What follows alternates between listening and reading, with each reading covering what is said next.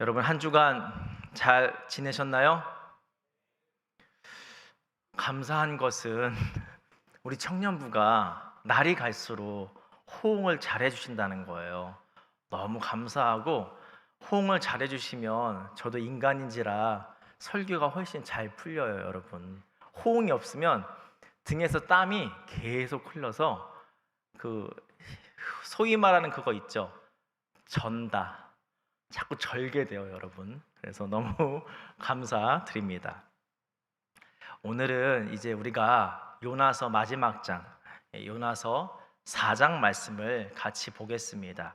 사실 지난주에 우리가 2장을 봤기 때문에 오늘 3장을 봐야 하는데요. 요나서 3장은 제가 이미 예전에 청년부에서 설교를 했습니다. 혹시 기억하시나요?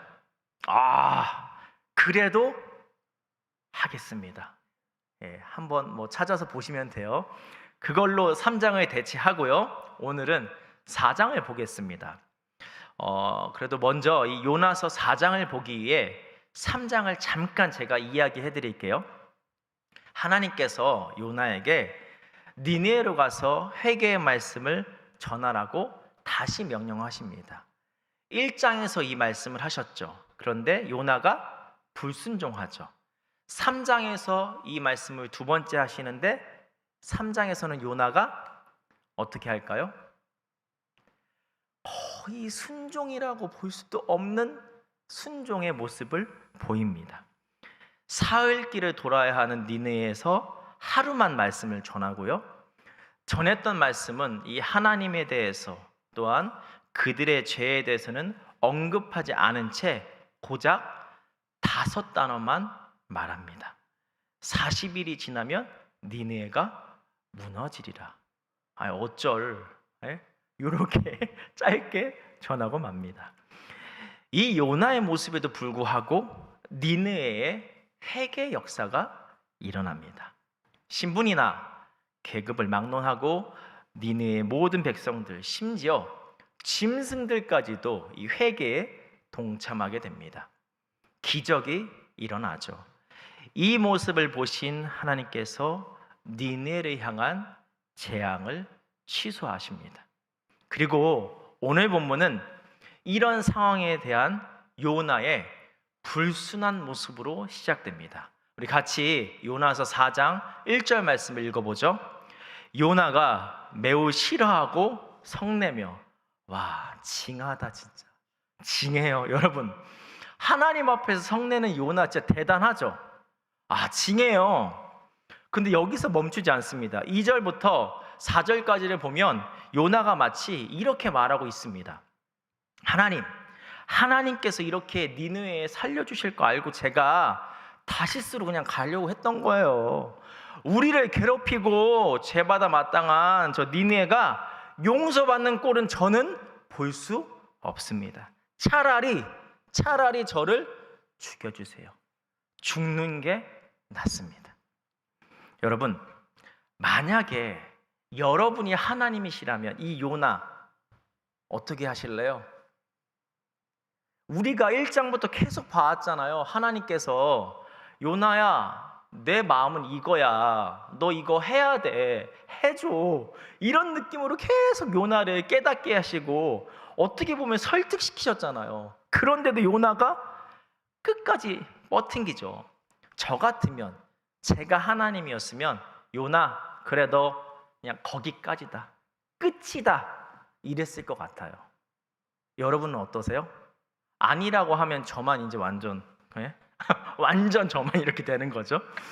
그런데 주님께서 이렇게 말씀하십니다. 같이 우리 4절 말씀을 세번역 성경으로 한번 자막을 보면서 읽어보겠습니다. 4절 말씀 맞아요? 네, 세번역 성경이 아니네요. 그냥 요걸로 읽을게요. 여호와께서 이르시되, 바꿔주셨어요. 빨라요. 다시 읽겠습니다. 시작. 주님께서는 내가 화를 내는 것이 옳으냐 하고 책망하셨다. 정확히 아셔야 될 게, 주님께서 요나와 관계를 끊지 않으시고 책망만 하십니다. 요나를 돌이키려 하시는 거죠. 그리고 이제 본문의 장면이 바뀝니다. 5절에 보면 이 요나가 니느웨에서 나와 동쪽으로 가서 초막을 짓고 니느웨가 어떻게 되는지 관찰을 합니다. 우리 같이 5절 말씀을 한번 읽어보죠. 요나가 성읍에서 나가서 그 성읍 동쪽에 앉아 거기서 자기를 위하여 초막을 짓고 그 성읍에 무슨 일이 일어나는가를 보려고 그 그늘 아래에 앉았더라. 근데 여러분, 이때 또 하나님의 일하심을 볼 수 있습니다. 제가 말씀을 묵상하는데요, 이 요나서 4장 6절부터 8절까지 제 눈에 들어오는 한 단어가 있었습니다. 예비하사. 6절입니다. 하나님 여호와께서 박넝쿨을 예비하사 요나를 가리게 하셨으니. 하나님께서 6절에 박넝쿨을 예비하십니다. 그래서 요나에게 그늘을 만들어 주시죠. 그런데 7절에 보면 벌레를 예비하셔서 다음날 박넝쿨을 갉아먹게 하십니다. 또한 8절에 보면 뜨거운 동풍을 예비하셔서 요나의 머리에 쪼이십니다. 박넝쿨, 벌레, 뜨거운 동풍. 하나님께서 이것들을 통하여 훗날 후에 요나로 하여금 하나님의 마음을 온전히 깨닫도록 이끄시는데요. 그런데 여러분, 기억하시나요? 이 하나님의 손길은 우리가 앞에서도 볼 수 있었습니다. 1장 4절에 여호와께서 큰 바람을 바다 위에 내리시매, 또한 1장 17절에 여호와께서 이미 큰 물고기를 예비하사. 바람과 바다, 큰 물고기. 하나님께서 요나를 끊임없이 하나님의 뜻이 있는 자리로 이끄십니다. 여러분, 요나 한 사람을 위해서 하나님께서 무엇을 사용하시나요? 바람과 바다, 큰 물고기, 박넝쿨, 벌레, 뜨거운 동풍. 또한 생각해보면 요나의 눈앞에서 변화된 니느웨 사람들까지도 바로 요나 한 사람을 위해 전심으로 일하시는 하나님이심을 볼 수 있습니다. 그런데 여러분, 생각해 보십시오. 지금 4장까지 왔을 때 요나가 하나님의 뜻을 알고 있으면서도 온전히 순종하지 않습니다. 즉 요나는 하나님을 위해 온전히 한 것이 하나도 없습니다.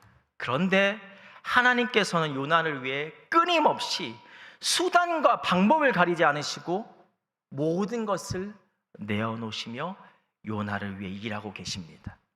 여러분, 이것을 바로 우리는 은혜라고 합니다.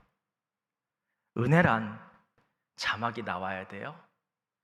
네, 초록색 자막이에요. 은혜란 우리를 향한 하나님의 무조건적인 사랑이며 또한 하나님의 사람으로 세우시는 우리를 향한 하나님의 지속적인 사랑입니다. 그리고 그 은혜를 받은 요나가 바로 누구일까요? 우리들입니다.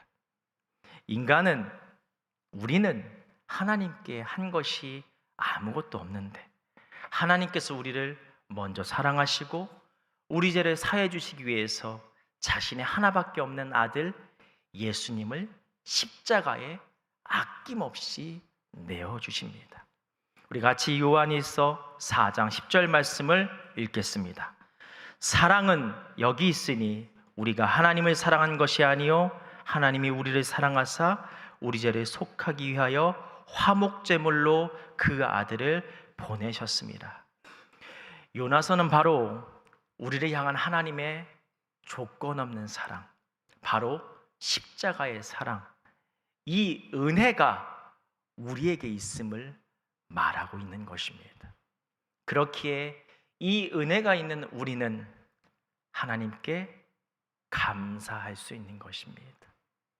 하나님께 가장 먼저 그리고 근원적으로 감사할 것을 우리는 늘 가지고 살아가는 것이죠.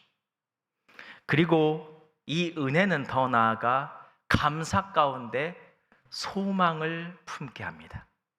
왜냐하면 요나에 계속되는 불순종에도 불구하고 요나를 계속해서 하나님의 사람으로 이끌어 가시는 하나님의 열심은 결국 우리에게도 향하고 있기 때문입니다.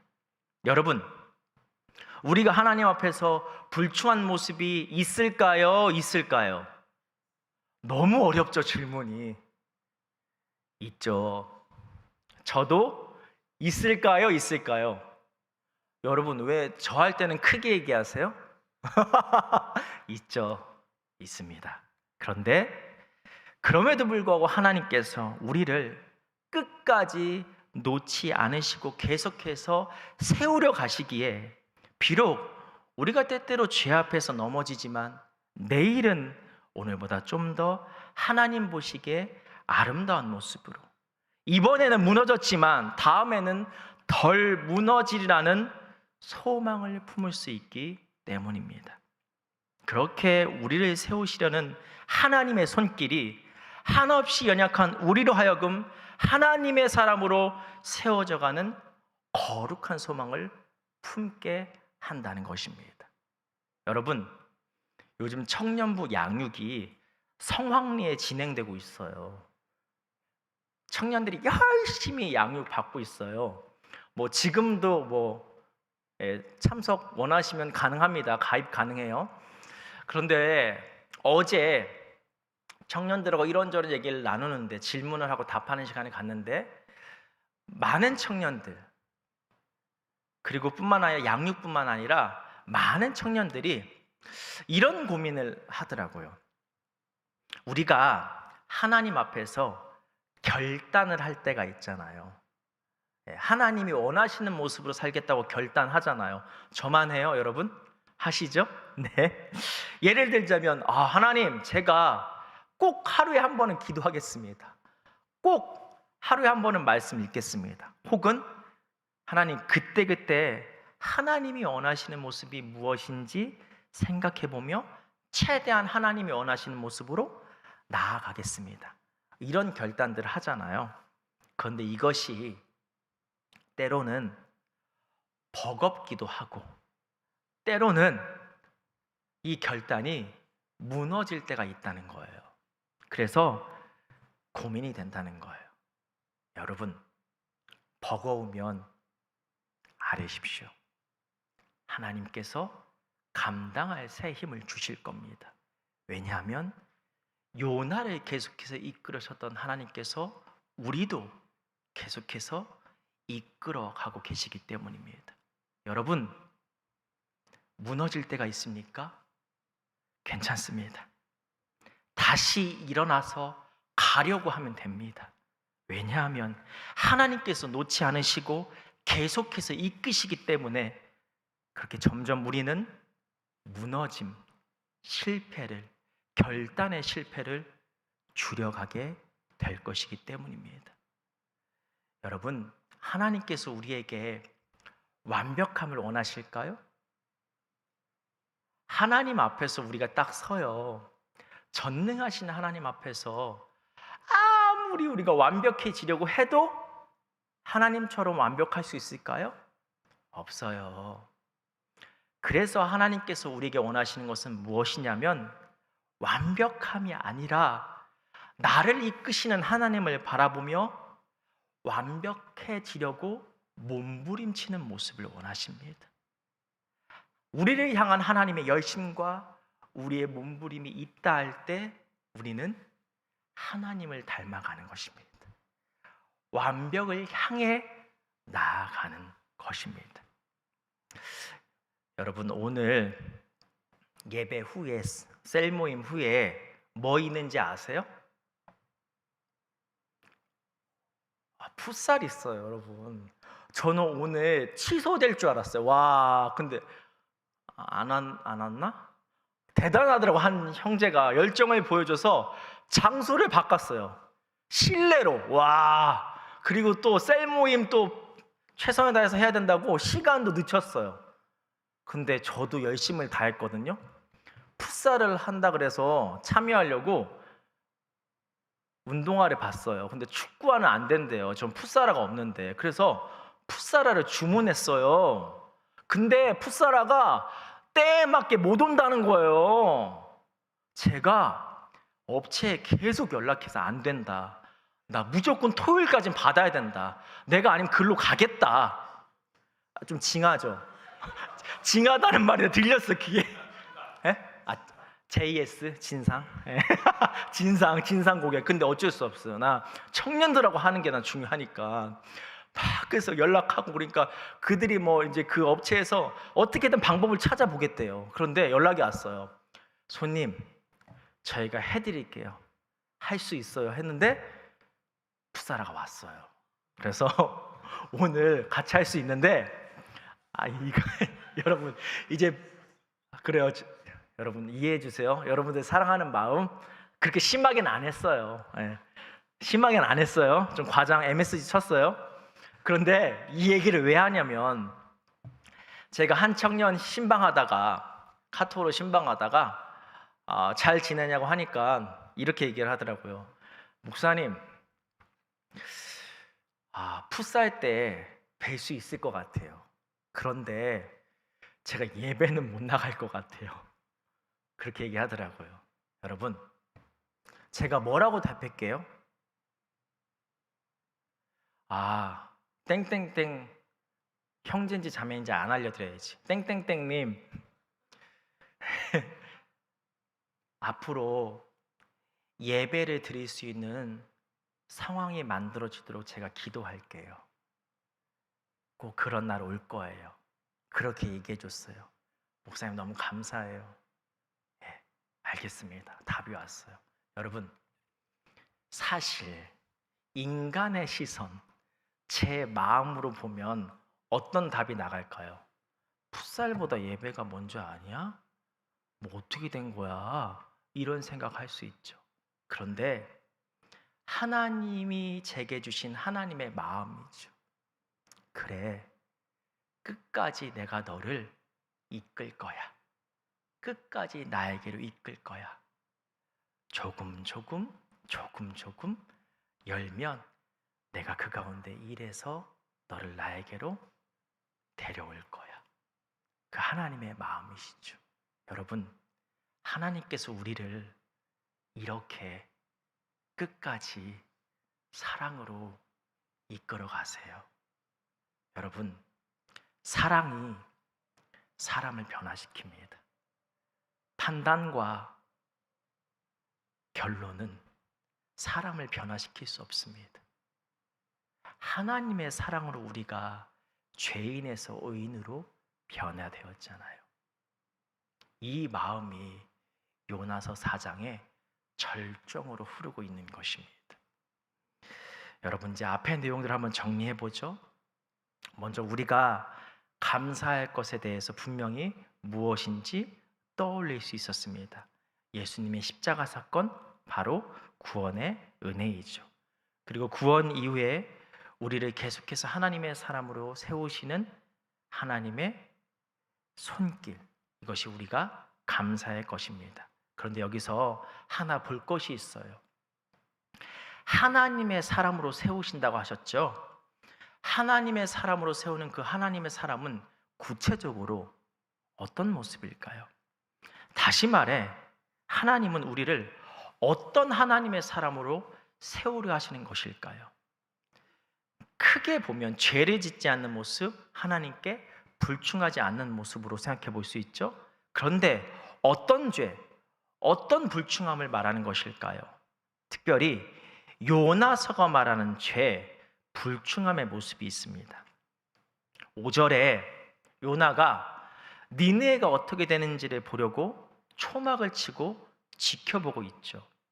그런데 요나에게 하나님께서 박넝쿨로 그늘을 만들어 주셔서 성이 났던 요나가 애처럼 기뻐합니다. 그런데 하나님께서 다시 벌레로 하여금 박넝쿨을 갉아먹게 하시고 그곳에 뜨거운 동풍을 내리셔서 요나의 머리에 햇빛이 내리쬐게 하십니다.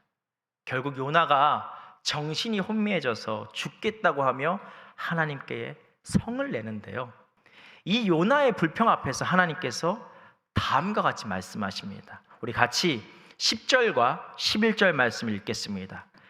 여호와께서 이르시되 내가 수고도 아니하였고 재배도 아니하였고 하룻밤에 났다가 하룻밤에 말라버린 이 박넝쿨을 아꼈거든. 하물며 이 큰 성읍 니느웨는 좌우를 분별하지 못하는 자가 12만여 명이요 가축도 많이 있나니 내가 어찌 아끼지 아니하겠느냐 하시니라. 아멘. 이 말씀을 정리하면 다음과 같습니다. 나는 내 손으로 지은 피조물을 끝까지 사랑한다. 고로 요나 너도 내가 끝까지 사랑한다. 나의 사랑하는 아들 요나야, 니네를 향한 나의 뜻을 알아주렴. 그런데 여러분 11절 마지막 부분에 아끼지 아니하겠느냐라는 말씀에서 아끼다로 번역된 동사는 문자적으로 볼 때 뭐뭇으로 인하여 눈물을 흘리다라는 뜻을 가지고 있습니다. 즉 영혼을 향해 눈물을 흘리시는 하나님의 모습을 떠올릴 수 있는 것이죠. 이 점이 바로 우리에게 원하시는 하나님의 모습입니다. 영혼을 위해 눈물 흘리는 사람, 바로 이 말씀을 간직하며 살아가라는 것입니다. 우리 같이 로마서 12장 15절 말씀을 읽겠습니다. 즐거워하는 자들과 함께 즐거워하고 우는 자들과 함께 울라. 아멘. 특별히 우는 자들과 함께 울라. 근데 우리는 여기서 좀 더 생각해 봐야 해요. 우리는 우리 곁에 있는 이들의 아픔을 마주할 때가 있습니다. 병으로 인해 고통 가운데 있는 이들, 가족을 하늘로 떠나보내니, 또 억울한 일이나 감당하기 버거운 일 앞에서 힘들어하는 이들, 더 나아가 자연재해와 전쟁으로 인해 고통 속에 있는 세계 여러 나라의 사람들, 우리는 이들을 위해서 눈물을 흘리며 기도합니다.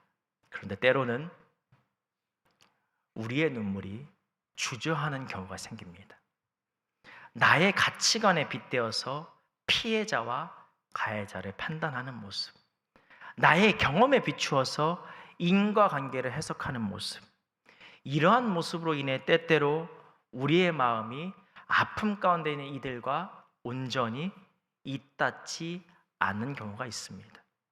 그런데 주님은 이러한 모습에 매이지 않으십니다.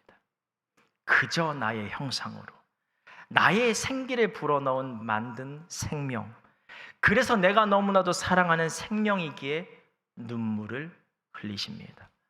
더 나아가 그 생명 중에서 주님을 믿지 못해 결국 영원한 죽음에 놓이게 되는 이들이 있기에 눈물을 흘리십니다. 주님은 우리들이 이 모습을 향해 나아가기를 원하시는 것입니다. 이 모습으로 만들어 가기를 원하시며 만들어 가고 계시는 것입니다. 영혼을 사랑하는 모습으로 세상을 살아가는 것, 영혼을 향한 무조건적인 긍휼과 사랑, 우리를 그렇게 이끌고 계시는 것입니다. 생명 앞에서 내 생각이 아닌 하늘의 마음, 하나님 아버지의 마음을 품어라. 사랑하는 여러분, 이제 말씀을 정리합니다. 결국 요나서는 구원받은 이들이 어떻게 살아가야 하는지, 또한 하나님께서 구원받은 이들을 어떻게 이끌고 계시는지를 말해주고 있습니다. 이런 요나서는 4장 11절을 끝으로 끝이 납니다. 그런데 여러분, 4장 11절 이후에 요나가 어떻게 되었는지 기록되어 있지 않습니다. 여러분, 요나 어떻게 되었을까요?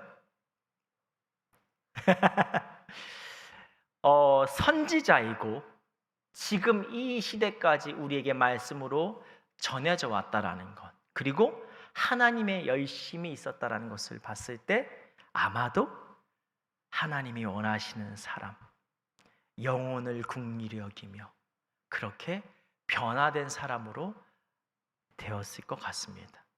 만약 변화되었지 않을지라도 하나님께서 계속해서 요나를 하나님의 모습으로 이끌어 가고 계실 거라 생각됩니다. 이런 요나서의 열린 결말은 우리를 향하고 있습니다. 나의 사랑하는 아들, 딸들아, 이제 너희는 어떻게 살아가겠니? 이렇게 주님께서 우리를 향해 묻고 계십니다. 그 물음 앞에 정직하게 그리고 최선을 다해 하나님의 뜻에 반응하는 우리 모두가 되기를 소망합니다.